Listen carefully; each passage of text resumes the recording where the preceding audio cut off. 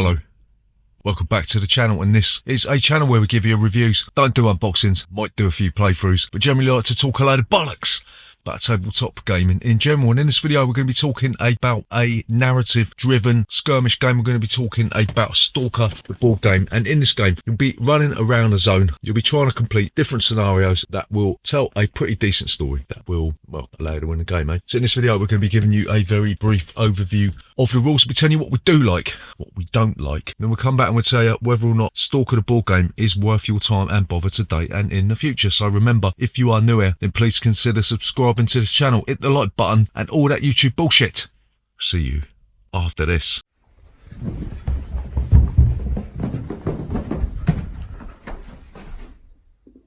Bollocks. So, Stalker the board game. How'd you play this game?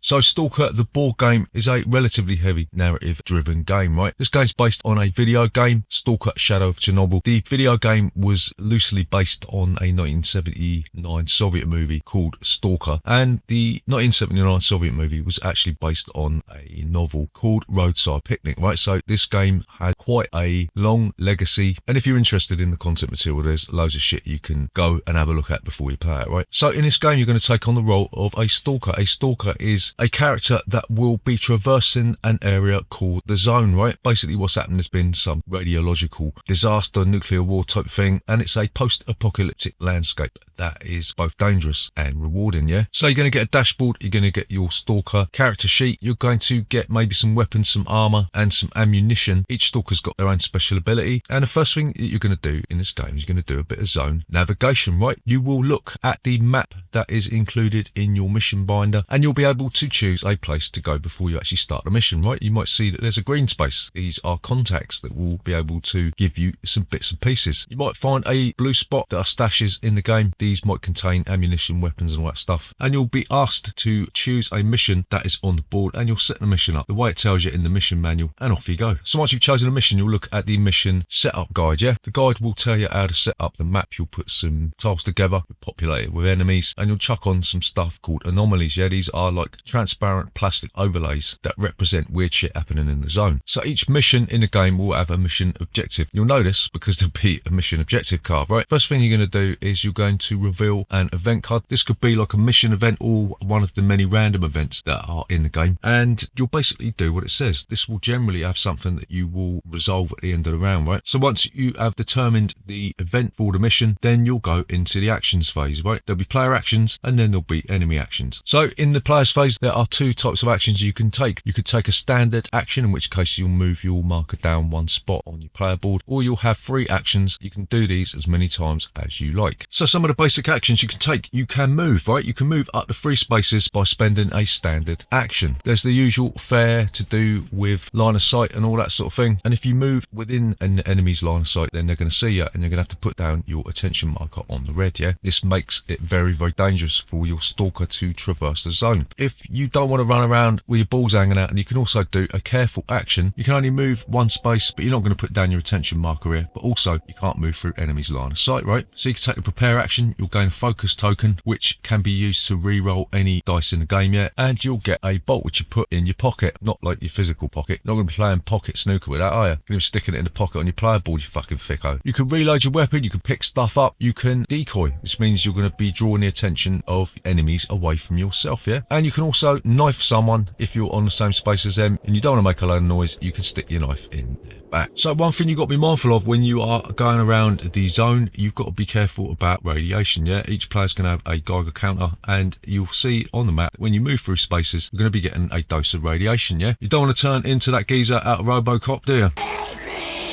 You want to pick and choose where you tread very carefully, yeah? Because even if you end your movement on a space with no radiation, if you've moved through a space with full radiation, you're going to get 4 doses, yeah? So there's also things called artifacts. You're going to get these by exploring anomalies. When you land on a square which has an anomaly on it, you roll the anomaly die, and if you roll the symbol that you are standing on, then you're going to get fucked up, yeah? If you don't, then you're going to be okay. If you do manage to get the artifact, then you will take a pretty hefty dose of with radiation, yeah? But they will give you a massive benefit, yeah? So you've got to weigh up whether or not it's worth frying your bollocks with radiation. So if you want to attack one of the enemies, they've got to be within line of sight, yeah? They've got to be within the maximum range of the weapon you're using. You'll spend the amount of ammo that you need to fire your weapon, and you could target a body part. You could maybe target their head, the torso, or just general stuff, yeah? Each Stalker will get a default number of dice, and depending on what weapon you're using, you might get some green dice to roll as well. If you roll the highlighted stars and you are using accurate range, then these will be doubled from 2 to 4. So each star will do a number of damage. You might get a gas mask symbol that will mean something different for each character or enemy that you are fighting. And if you make a hit, you'll draw an enemy wound card. There's heavy wounds, light wounds, and if you deal more damage than the enemy has damage points, then you'll kill it. So once you are done with your turns, then the enemies will have their turns. You'll draw an enemy activation card, and this is based on the amount of attention that you have drawn to yourself. You have got a yellow attention marker on the board, you'll draw a yellow attention card, and if you've been a dumb bastard and you've made too much noise by having an irradiated wank in public, then you'll draw a red enemy activation card, right? You'll follow all the steps that apply to your Stalker, and more often than not, the enemy will attack you if they are within line of sight. So you're going to be doing more or less the same thing. You're going to be rolling a number of dice, and they sort of tend to do a lot more damage than you do, right, for some reason. So don't just run in there thinking that you're Sean Connery out of Zardoz.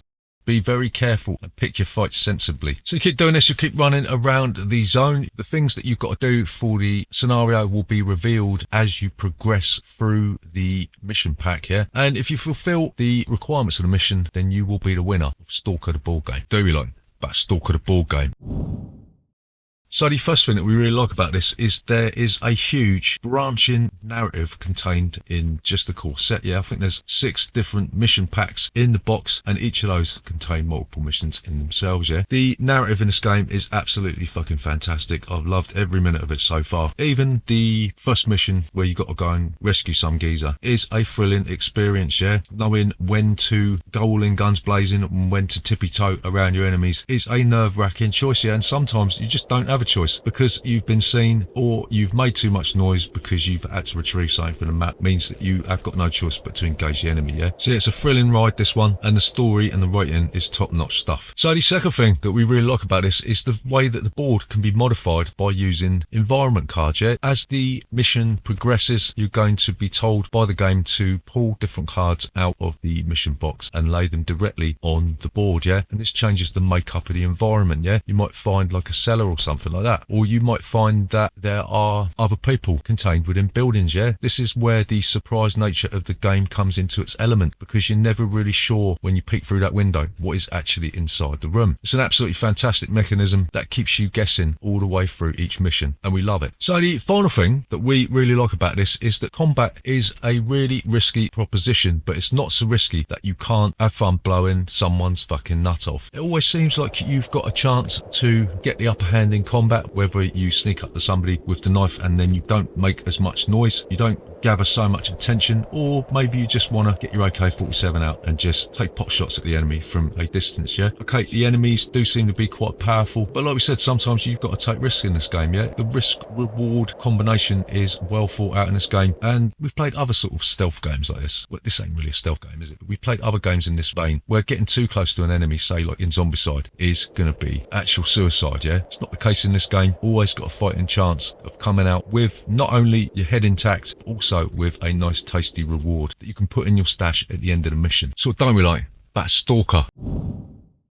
So the first thing that we don't like about this is that whilst we like the concept of the environment cards, they do tend to slide around quite a bit, and even just putting them on the board trying to find out where they go is a little bit of a pain in the arse, yeah. Numerous occasions when I played missions in this, the environment cards inadvertently sort of move around. I've got all of these cards sleeved, so that makes it even more of a ball ache. So yeah, maybe the mission cards could have had more of a tactile back to them, but they've doubled them up, so having sort of cardboard on cardboard tends to result in these cards sort of sliding around, and you sort of lose where their original placement. So the next thing that we don't like about Stalker, and this seems to be sort of par for the course these days with these massive sprawling Kickstarter games, is that the setup is a massive pain in the arse, yeah. Especially when you first start playing it, when you're unfamiliar with this game, you're going to be tearing your fucking hair out trying to get this on the table in an easy manner, yeah. There's no way around it. If you want to play this game, you are going to have to fucking go through that pain and suffering. Even just trying to find the right tiles is a pain in the ass. Getting the hundreds of cards in order and searching through the box for the standees, because there's only one side to them, yeah? The reverse side is black for a reason, because the way that these minis stand is integral to the line of sight rules, yeah? But, I mean, there's no real way around it. If the Kickstarter came with a terrain pack, which is largely unusable, yeah, you're not going to be bothered to try and find all of these different cardboard walls, put them together on a map, and then take them down, yeah? So that was largely a pointless exercise, yeah? But yeah, set up and tear down of these massive Kickstarter games, it's not fun when you just want to get into playing a game. So the final thing that we don't like about Stalker the board game is that the rulebook could have been condensed down into a much smaller format, yeah? I mean, there's 44 pages in here, and when you first open a box, yeah, and you start looking at the book, it is kind of intimidating. It goes into massive detail about mission setups and stashes and stuff, and mission binders and stuff like that, line of sight anomalies, when really all the game sees you doing is moving, taking a couple of basic actions, and then doing the same for the enemy, yeah? I'm not saying the game's not complicated, right? It is quite an in-depth thing, but this rulebook here, I don't really feel as if it was laid out particularly well. It talks about all the tokens and all this stuff on the map first, and it's not only until you get halfway through the rulebook that you actually start thinking about how to actually play the game, what actions the characters are going to be taking, and how everything links up together, yeah? So I don't know, I'm not a big fan of these big flappy rule books, yeah? I like things to be condensed down into manageable portions, and whilst it's not really a game breaker, maybe a rules reference other than the pretty poor one that's on the back of the rulebook might help you digest this relatively complex game more easily, yeah? So to summarise, is Stalker the board game worth your time and bother today and in the future?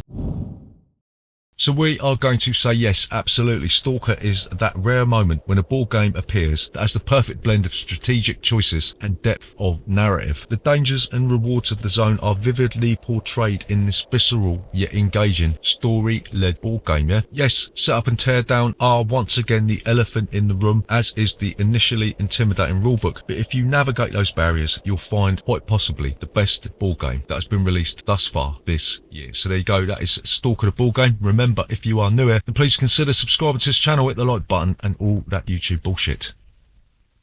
See you next Tuesday.